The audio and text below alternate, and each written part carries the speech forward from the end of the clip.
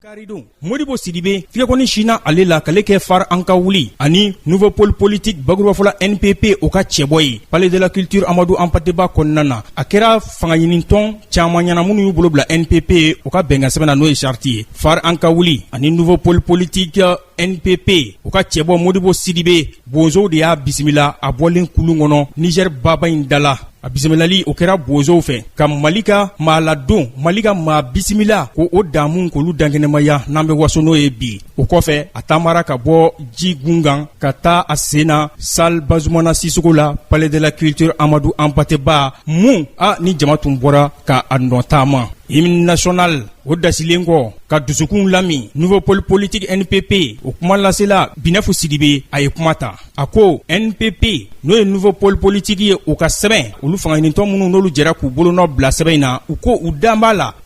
la an bɛ ɲɛda kura mun nɔfɛ yaasa fangamara bɛ se ka ɲɛ cogo min na an ka jamana kɔnɔ gɛlɛyaw olu ka basi ka bɔ yen a ko o cɛbɔ o tɛ tɛmɛ Modibo Sidibé kan olu ye Modibo Sidibé kɛ u ka cɛbɔ ye a bɛna sirajan taama kɛ ni olu ye fo ka taa se kuluba u ye tamasiyɛn bandɛrɛ k'o ta k'o d'a ma n'an kuma nanzarakan na faɲɔn n'o bɛ an ka jamana ɲɛda saba ko fɔ n'o ye vert jaune rouge ye u y'o ta k'o d'a ma k'a ka sigili k'o sɛbɛntiya o kɔfɛ a ye kuma ta. Bɛɛ ka wuli k'i jɔ i n'a fɔ cogoya min na jamana bɛ yɔrɔ min na bi ala k'an kisi